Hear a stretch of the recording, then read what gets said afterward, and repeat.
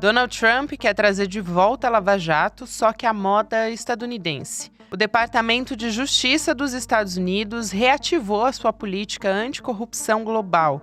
É o mesmo modelo que multou empresas brasileiras e abriu caminho para a Operação de Curitiba. Naquele tempo, o Ministério Público Federal atuava de mãos dadas com autoridades estrangeiras, sem autorização formal, sem transparência e sem qualquer controle institucional. A Vaza Jato e a spoofing revelaram tudo: conversas secretas, estratégias políticas e um projeto de poder. Agora, com Trump no comando, os Estados Unidos reabrem esse mesmo manual e, ao fazerem isso, recolocam o Brasil no espelho de uma história que ainda não terminou. A Lava Jato pode ter acabado, mas o legado dela, de abusos, ambição e impunidade, continua a produzir consequências. O novo capítulo dessa história está começando. Terça-feira, 4 de novembro de 2025.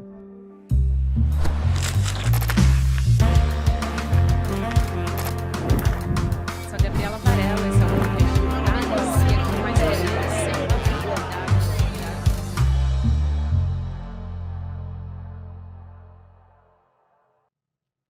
Olá, seja muito bem-vindo, seja muito bem-vinda. Eu sou a Gabriela Varela, está começando mais um videocast em detalhes.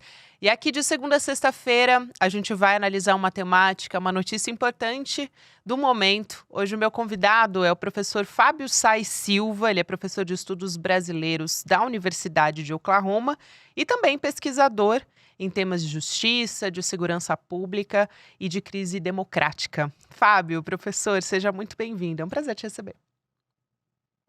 Obrigado, Gabi, o prazer é meu. Professor, eu quero começar trazendo esse seu artigo no Intercept, cujo título é Trump reabre Lava Jato nos Estados Unidos e o tiro pode acertar o Dallagnol no Brasil. Antes da gente entrar em como os setores da extrema-direita estavam se apropriando dessa história, eu queria que você explicasse de onde surgiu essa carta, né, que foi do Ed Martin, do Departamento de Justiça dos Estados Unidos, enviado para uma outra pessoa que também esteve no DOJ. Como é que foi essa carta e o que ela significa? É um acerto de contas interno? Vamos partir daí. Exatamente, Gabi. Eu até escrevi esse artigo um pouco para trazer alguns fatos, né? E também fazer algumas provocações aí a esses agentes da extrema-direita que estavam celebrando muito aí essa carta, né? Essa é uma carta que foi enviada por esse Ed Martin e é importante saber quem é o Ed Martin, né? Ed Martin foi nomeado para o Departamento de Justiça pelo Donald Trump, mas antes disso ele tinha servido como advogado, né, daquelas pessoas que foram acusadas no 6 de janeiro, né? Então ele tem uma proximidade muito grande com o Trump e todo esse setor aí do MAGA, né? E o Andrew Weissmann, que é o destinatário da carta, foi alguém que atuou no Departamento de Justiça e que foi responsável ali pela costura do acordo Odebrecht, além de algumas outras coisas relacionadas a esse caso, tá? Mas o Andrew Martin também, né, é um personagem que atuou naquela força-tarefa do Miller que investigou uma possível interferência russa na primeira eleição do Donald Trump, né? E sempre que ele pode, ele expressa um desdém por essa figura aí do Weissmann, né? Então já deu diversas declarações que o Weissmann devia ser investigado por utilizar a legislação para poder prejudicá-lo. Então eu vejo isso realmente como esse acerto de contas aí, muito interno aos Estados Unidos, entre o atual governo e alguns personagens aí que esse governo vê com hostilidade, como é o caso desse Weissmann. E aí, pegando justamente esse movimento que aconteceu da extrema-direita tentar, vamos dizer assim, fazer um barulho com isso, né? Empolgou os setores da extrema-direita para dizer, olha, a Lava Jato está sendo reaberta nos Estados Unidos e pode recolocar o presidente Lula na prisão. Como é que foi esse movimento e como que eles estavam também se apropriando desse debate? Em que sentido eles estavam colocando essa discussão nas manchetes de novo e também nesses grupos da extrema-direita, né, WhatsApp, Telegram? Eu acho que a melhor forma da gente entender isso, Gabi, é pensar nesse contexto que nós estamos vivendo, né, nessa data aí, onde a gente está tendo essa conversa, que todo aquele movimento que foi feito para colocar os Estados Unidos e a administração Trump contra o Brasil, vem mostrando aí sinais, né, de que está se esvaindo, né, de que pode haver, ou pelo menos há uma possibilidade de que o presidente Lula e o presidente Trump consigam aí fazer um arranjo, encontrar alguma zona de acomodação, né, entre eles e, portanto, entre Brasil e Estados Unidos. E aí tudo aquilo que se fez para tentar usar o poder do Departamento de Estado americano contra os tribunais aí no Brasil pode ir por água abaixo. Então há uma tentativa de se colocar, né, pelo menos nesse plano narrativo, essa ideia de um antagonismo permanente e crescente, como se a administração Trump estivesse ainda escalando contra o Brasil e contra o presidente Lula ao adotar esse tipo de medida, né? Mas, como eu disse, isso tem nada a ver com o caso brasileiro, é uma questão essencialmente doméstica dos Estados Unidos, né? E acho que entra muito nesse registro da desinformação aí que a gente acompanha, né? Quer dizer, tem que se criar um factoide, a cada 72 horas você tem que criar um factoide de que vai acontecer alguma coisa nas próximas 72 horas, né? Que vai detonar aí, enfim, algum tipo de intervenção mais radical na democracia brasileira para poder retirar o Lula do poder, colocá-lo na cadeia, tornar o Bolsonaro elegível de novo. Enfim, a gente está acompanhando esse enredo aí, já vai para o quê? Quase 4 anos, né? Com certeza. E agora com esse agravante também, claro que a gente viu essa taxação atingindo diretamente o Brasil, também sanções contra o Brasil e figuras de diversas maneiras, mas mais especificamente contra o ministro Alexandre de Moraes, o Supremo Tribunal Federal, né? O coração do Supremo Tribunal Federal. Eu queria que você falasse um pouco, Fábio, pela sua experiência como pesquisador e também estudando a Lava Jato há tantos anos, sobre essa história de intervencionismo dos Estados Unidos. Porque a gente tem agora uma fase, já que a gente está falando de um momento atual, em que os Estados Unidos estão atacando diretamente países da América Latina, por meio de uma aproximação ali, principalmente na parte do Caribe, e agora também tem outros setores que estão sendo atingidos também, mas especificamente contra a Venezuela e a Colômbia com essa justificativa de narcotráfico, que é uma justificativa, na verdade, que é uma cortina de fumaça. Mas os Estados Unidos, enfim, não é de hoje que a gente fala sobre querer colocar a América Latina num lugar de quintal, né, de uma posição subserviente mesmo, e como isso se relaciona com a Lava Jato. A Lava Jato entra nessa história também. Então, é um cenário que a gente pode colocar nos dias de hoje, mas que tem esse agravante do Donald Trump, que, claro, tem um intervencionismo que é muito mais, talvez, descarado, muito mais agressivo contra países em que ele quer falar mais alto para depois negociar. Olha, Gabi, ao longo do século XX, os Estados Unidos exerceu esse imperialismo, né, de uma forma bastante sutil. Dois professores que eu gosto muito, que são o Yves Desailly e o Bryant Garth, que estudam globalização, eles dizem que os Estados Unidos foi, nesse período, um império não imperial, né? Ou seja, tinha pretensões imperiais, tinha pretensões de orientar os destinos do mundo, né? Mas fazia isso não por ocupação física, necessariamente por presença militar, mas sim por uma influência, e uma influência sobretudo no plano institucional, né? Ou seja, indicando caminhos, modelos para que outros países também adotassem, de tal modo em que, né, eles ficassem um pouco ali sob a órbita de influência dos Estados Unidos. Então, o FCPA, né, que é uma legislação anticorrupção que foi adotada pelos Estados Unidos e que depois inspirou também algumas convenções, a Convenção da OCDE contra a corrupção, é parte disso, né? E é o que, de certa forma, impulsionou diversos países, inclusive o Brasil também, a adotar legislações internas, se comprometendo, né, a combater suborno em transações internacionais, que resultou um pouco na Lava Jato, né? Então, eu acho que a história do século XX é essa história dos Estados Unidos tentando influenciar, né, exportar os seus modelos de governança para outros países.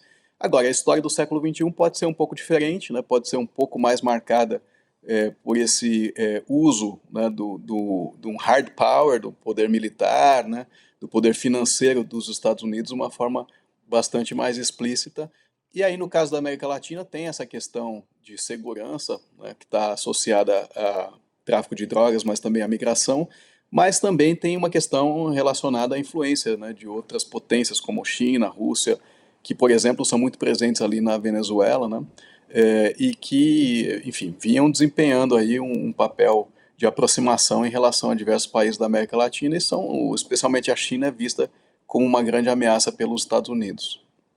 Professor, acho muito importante a gente entrar, nesse histórico para olhar para os dias atuais, porque tem uma falta de responsabilização, um sentimento disso, com esses cúmplices da Lava Jato aqui no Brasil. Então, olhando para algumas figuras que são mais emblemáticas, tipo o Deltan Dallagnol, ele até teve o mandato dele como deputado federal cassado por conta da lei da ficha limpa, envolvendo o caso uma investigação da Lava Jato. O Moro continua nessa figura, né, o ex-juiz nessa figura de senador e até em alguma medida consegue se colocar em algumas discussões, algumas pautas que ele enxerga que pode capitanear em cima desse debate. Então, mais recentemente, a gente pode pensar aí na CPI do INSS, que é uma maneira deles colocar como opositor ao governo também, atacar o governo.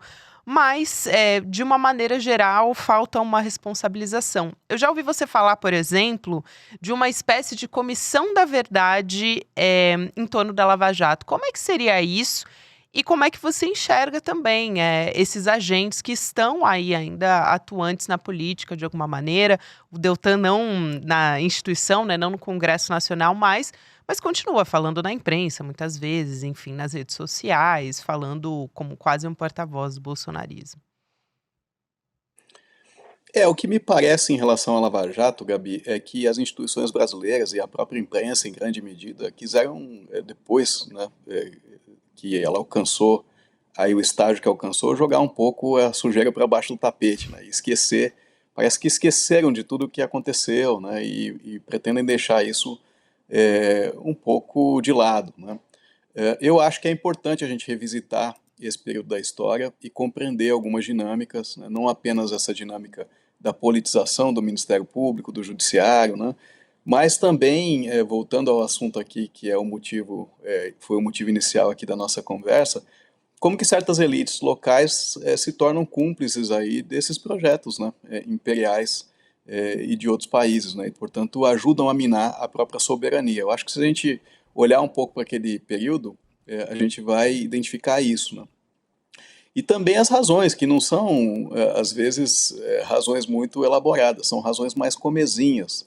Então, quando a gente olha ali para os arquivos da Vaza Jato, da spoofing, o que a gente percebe é que essas pessoas tinham um grande deslumbramento ali com a possibilidade de circular em Washington, né, participar de reuniões com agentes do FBI ou do Departamento de Justiça, dar palestras fora, né. Eu acho que quando a gente entende esses mecanismos um pouco, um país como o Brasil se equipa melhor para proteger a sua própria soberania, que voltou a ser uma palavra importante nos dias atuais, né. E acho que já em algum momento eu já defendi muito que se devesse abrir processo de responsabilização, mas eu também depois me convenci um pouco que esses processos de responsabilização em si não vão necessariamente levar ao esclarecimento pleno da verdade, né? Dos fatos, de todos esses detalhes. Então, que talvez fosse melhor a gente apelar aí para um processo um pouco menos jurídico e de responsabilização e um pouco mais político e de esclarecimento, como outros países também fizeram em algumas ocasiões de transição, né? A África do Sul com a sua Comissão da Verdade ali. Acho que poderia ser um modelo interessante, mas eu falo isso também muito num propósito de provocar Uhum. uma reflexão. Eu sei que isso seria muito difícil de operacionalizar, né? Principalmente porque a vida segue, né? Depois da Lava Jato a gente enfrentou e enfrenta outros desafios aí também. Pois é, a gente pensa até nas instituições, e acho que a gente vai entrar mais especificamente nisso, mas hoje, por exemplo, o Supremo Tribunal Federal tem um papel fundamental para a nossa democracia, para conter esses arroubos autoritários, enfim, e realmente responsabilizar esses agentes da trama golpista, que ficou muito emblemático dia 8 de janeiro, mas a gente sabe que foi toda uma construção para que se chegasse até ali. Então, o STF voltou atrás, né? Fez ali um meia-culpa de alguma maneira, mas não como se esperaria, né? Tem um caminho para que o STF também assumisse uma maturidade para que conseguisse chegar a esse papel como que a gente acompanha hoje, que é quase que de um guardião da democracia, né? Levando adiante o julgamento contra o Bolsonaro e contra todos esses agentes. Mas no passado, isso de revisitar esse exercício histórico é muito importante, né, professor? Da gente não esquecer que, assim como a imprensa também, acho que é um meia-culpa que precisa ser feito o tempo inteiro, que a imprensa não fez, mas que permitiu que a Lava Jato, de fato, ganhasse corpo, né? E teve diversas decisões ali, não vou nem precisar citar tudo, mas teve o áudio da Dilma conversando com o Lula, teve decisões que, por exemplo, impediu o presidente Lula de ir a velório de familiar, né, do irmão. É muito grave. Acho que sim, e se a gente revisita também esse período da história, a gente também percebe, né, que houve críticas ao STF, assim como houve críticas à imprensa, mas tem uma diferença entre aquelas críticas e aquilo que se colocou depois, né? Totalmente. Jamais, por exemplo, figuras como eu, que foram críticas ali à Lava Jato, disseram que o STF tinha que ser fechado, Isso. que ministro tinha que sofrer impeachment, né? Houve decisões ali flagrantemente ilegais de vários ministros. Então, agora é evidente que o STF acabou pagando um preço alto por isso, né? O ministro Fachin, por exemplo, que foi muito aliado da Lava Jato, né?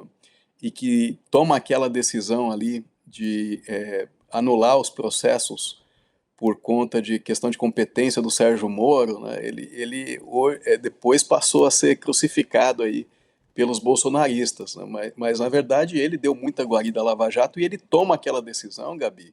É importante que a gente se recorde, para evitar justamente que se pudesse ter uma decisão sobre a parcialidade do juiz Sérgio Moro, né? Então ele anula de forma monocrática todo o processo contra o presidente Lula, para evitar que o Gilmar Mendes colocasse ali esse processo para deliberação, né? Ou seja, ele tentou proteger a Lava Jato até onde era possível, mas ainda assim, né, passou a ser associado aí ao comunismo, né, ser pintado aí pela extrema-direita como alguém que ajudou a colocar o Lula de volta no Planalto, né, mesmo não sendo essa precisamente a direção do comportamento dele. E tem processos relacionados até a Lava Jato que continuam correndo, né, professor? Essa mudança de turma até do Luiz Fux reabriu essa discussão sobre os processos da Lava Jato que ainda correm no Supremo. Mais recentemente, nesse mês também, a gente teve uma decisão do ministro Dias Toffoli que autorizou a Polícia Federal a fazer diligências ainda na 13ª Vara Federal de Curitiba, isso no âmbito de um inquérito específico, né? Sobre acusações feitas por um ex-deputado estadual a respeito da atuação do Sérgio Moro. Mas tudo isso ainda tá se desenhando, né? A história ainda está sendo feita em alguma medida. Você queria fazer um comentário, professor? Não, só para dizer que é por isso mesmo que eu acho que uma comissão da verdade seria mais interessante do que esses processos fragmentados, né? Alguns deles também, onde são tomadas algumas decisões que eu acho que são bastante problemáticas. Enfim, vai ser um caminho difícil aí para a gente reconstruir um entendimento de fato abrangente sobre o que aconteceu ali e sobre onde erros foram cometidos e que caminhos têm que ser adotados para corrigi-los. Com certeza, professor, com certeza. E falando especificamente do papel da imprensa nisso, né? Quando a gente coloca em perspectiva para o entendimento da população do que foi a Lava Jato, eu acho que isso não está pacificado de forma alguma, está muito longe disso ainda. E tem uma coisa interessante que eu acompanhei a entrevista que você deu junto com a Natália Viana, da Agência Pública. São nossos colegas aqui também, mas para o podcast deles, o Pauta Pública. E a Andrea Dipp, até nossa colunista aqui no ICL Notícias também, que fez essa entrevista. Ela fez um questionamento ali muito interessante e eu queria resgatar aqui para a nossa conversa também, que é a nossa... Como conciliar a necessidade da cooperação internacional e investigações. A gente está falando aqui sobre soberania nacional. Eu acho que nunca a gente falou tanto em soberania nacional, colocando nos moldes que a gente está conversando hoje a respeito disso e resgatando quase que no nosso dia a dia, desde que fomos alvo da taxação dos Estados Unidos, né, com Donald Trump.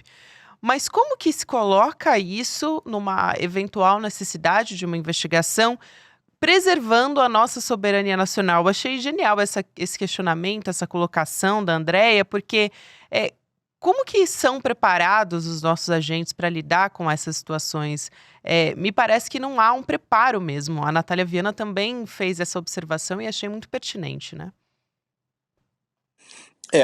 Você elogiou aí a pública, né? A Natália, a André, eu também vou ecoar aqui os seus elogios e vou recomendar que as pessoas escutem esse podcast que foi lançado, chama Confidencial, né? Onde elas fazem algumas apurações ali sobre essa hipótese, né, de que a Lava Jato teria sido, na verdade, uma criação do FBI, né? Que é um argumento muito recorrente e que eu acho que não dá para a gente excluir totalmente, mas enfim, acho que ainda precisa ser avaliado com mais critério. E até aproveitando aqui a sua audiência, eu vou dar uma resposta que também reproduz um pouco do que eu falei ali para elas nesse podcast, agora Pauta Pública, né? Que esses dias eu estava assistindo uma palestra de um diplomata americano que foi um embaixador muito importante naquele contexto da guerra contra o Iraque, e ele contou incidentalmente uma história de que havia reuniões no Departamento de Estado, onde ali a alta direção do departamento trazia, né, todos os embaixadores dos Estados Unidos para diversos países, né? E aí a maior autoridade lá da sala falava assim, olha, queria que você se apresentasse, falasse o seu nome e o seu país. Aí o sujeito ia lá e falava, não, meu nome é John, meu país é o Brasil, o outro, meu nome é Andrew, meu país é a Sérvia, né? Aí quando chegava no final, ele falava assim, tá todo mundo demitido aqui, porque vocês erraram uma questão básica, o país de vocês é os Estados Unidos. Vocês servem, né, momentaneamente nesses países, vocês vão ter interações lá, vocês podem se apaixonar pela cultura, pelas pessoas, pela história desses países, né, mas vocês não podem se esquecer que o papel de vocês lá é defender os interesses dos Estados Unidos. Então me parece assim que no establishment, né, de relações exteriores americanas,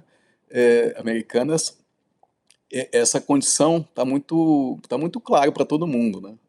O papel de um servidor público, né, bancado pelo contribuinte americano e a cargo de fazer esse tipo de relação é defender os interesses americanos. Eu acho que realmente o que o trabalho de investigação da Natália ali mostra é que no Brasil não existe essa consciência. E as pessoas se iludem, né, ou se empolgam muito facilmente com a participação nessas reuniões, essas palestras, como eu dizia. Te ouvi falando sobre essa questão do intervencionismo nos Estados Unidos e a gente até fez aqui uma retomada, uma lembrança histórica dessa atuação, principalmente olhando a América Latina, os Estados Unidos olhando a América Latina como uma espécie de quintal, colocando a Lava Jato nessa história, de como você faz a ponderação e eu achei interessante isso de que é importante, mas apostar todas as fichas nessa ideia poderia colocar de fora, né? Tem o risco de colocar de fora os agentes que estão envolvidos aqui no Brasil. E claro que a gente pensa simbolicamente nos principais, o Deltan Dallagnol, o Sérgio Moro também, que aliás ainda ocupam, como a gente conversou, papéis de destaque na nossa política brasileira, podendo até na comunicação, né, com as suas bases, continuam atuando e justamente de não ter nenhuma medida de responsabilização ou algum tipo de reforma nessas instituições todas que participaram desse processo. Então, construir mais resiliência nesse exercício, né? Que a soberania brasileira é um exercício. Até essa história que você conta é quase que uma espécie de exercício também de conseguir enxergar esse papel. Exato, e essa dimensão que você coloca de reformas institucionais, né, quer dizer, talvez precise modernizar os treinamentos desses agentes, né, da Polícia Federal ou da BIM, né, que participam dessas investigações e também ter essa reflexão na magistratura, no Ministério Público, né? Acho que essa falta de responsabilização ou de qualquer processo para apuração do que aconteceu na Lava Jato, né, acabou nos colocando nessa situação em que a gente acaba não tendo sido capaz de promover reformas nessas instituições para evitar a repetição do que aconteceu. E também acho, né, que essa ideia de que tudo foi uma conspiração dos Estados Unidos contra o Brasil exonera esses atores e essas instituições e impede essa discussão. Por isso que eu sempre, né, e aqui eu divirjo de muita gente aí do campo mais progressista, né, que gosta muito de denunciar o imperialismo americano. Quer dizer, eu não, obviamente que não nego que exista esse imperialismo, mas eu acho que não há imperialismo que sobreviva sem a cooperação das elites locais, né? É, aliás, eu te pergunto se a gente está nesse caminho, porque a Lava Jato, enfim, isso é muito óbvio, mas eu acho que o óbvio precisa ser dito, fortaleceu a extrema-direita, né? Fortaleceu, pariu o bolsonarismo em alguma medida. Então, é, por um período, a gente teve uma hegemonia dessas forças aqui no Brasil nesses 4 anos de governo Bolsonaro, principalmente, e agora a gente tem novamente restabelecida a democracia, um processo todo, tanto que, né, teve primeiro essa união das forças democráticas do país para que Lula conseguisse ser eleito e com dificuldade até para conseguir ter algum nível de popularidade, que é o estágio que a gente está conversando agora. Então, a gente está nesse processo, ainda falta muito, ou a gente não está nem perto disso, pensando nessa força que ainda existe por parte do bolsonarismo, mesmo muito enfraquecido, mesmo com a condenação do Bolsonaro, mesmo com a inelegibilidade, ainda assim a gente tem uma parcela da população, que a gente sempre fala em torno de 30%, quando respondem pesquisas, tem aquela parcela que apoia o Bolsonaro acima de tudo, não importa o que aconteça. Então, pensando ainda nessa parcela, ainda é muito grande, né? A gente sempre teve no Brasil uma parcela de eleitores, né, e da sociedade que encampava valores um pouco mais autoritários. Eu acho que o que a Lava Jato e depois o bolsonarismo fizeram ou permitiram foi que esses setores se organizassem, né, estivessem mais galvanizados e adquirissem maior expressão. E a politização do combate à corrupção foi um problema nisso, né, porque é, é, a corrupção dá uma arma retórica importante. Ninguém é a favor da corrupção, né? Todo mundo compreende que a corrupção é um mal e que precisa ser combatido. Agora, Perfeito. há um questionamento sobre os meios pelos quais se faz isso, né? E os efeitos não só para a economia, como também para a política, né? Agora, eu acho, Gabi, que em relação a essa questão da politização da corrupção, a gente tem conseguido dar alguns passos relevantes, né? Com São certeza. insuficientes ainda, mas são relevantes. Então, quando a gente olha, por exemplo, para o trabalho que tem sido feito pela CGU no Brasil, aí em parceria com a Polícia Federal, né, enfim, revelando alguns esquemas criminosos, né, e a relação entre o crime organizado, os mercados formais e a política, né, isso vai mostrando para a população que a corrupção não é um problema da esquerda ou do PT, né, mas ela realmente está muito presente né, tem uma incidência muito grande em vários domínios da nossa sociedade.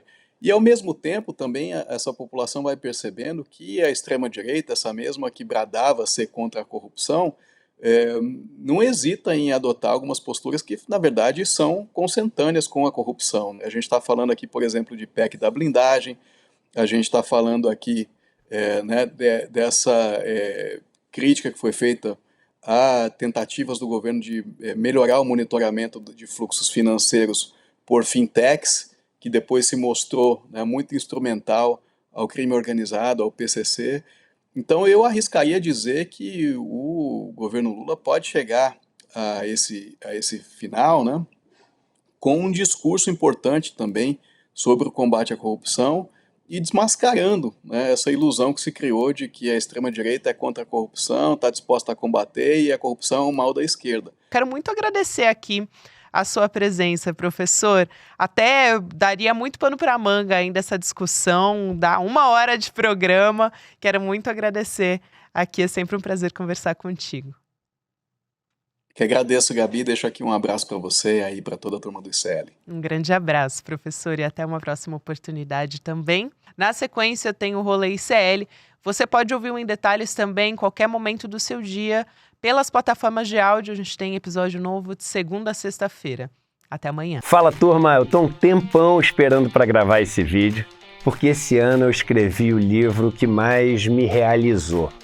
O livro que eu gostaria de deixar como legado, como provocação filosófica. O livro que eu escrevi até hoje que vai mais profundo nessas questões existenciais que tanto me instigam, e eu tenho certeza, instigam todo mundo. Um livro que mergulha em todos esses mistérios e também coisas fascinantes da inteligência artificial e traz conceitos de filosofia, de física, de matemática e assuntos que a gente está sempre se perguntando, discutindo, debatendo, mas de uma forma completamente inovadora. Eu tenho certeza que vocês nunca mais vão ser os mesmos depois da leitura desse livro. Ele se chama É Só um Jogo e tem um subtítulo: E se nada disso for real? O lançamento desse livro vai ser online no dia 9 de novembro, um domingo às 8 horas da noite. E eu vou bater um papo com vocês sobre tudo o que está acontecendo nesse mundo da inteligência artificial, coisas assustadoras que vocês vão ficar assim impressionados. Eu vou ter acabado de voltar da China de uma viagem para visitar as empresas de maior tecnologia de lá, então vou trazer vários assuntos super frescos assim, as coisas mais recentes que tem.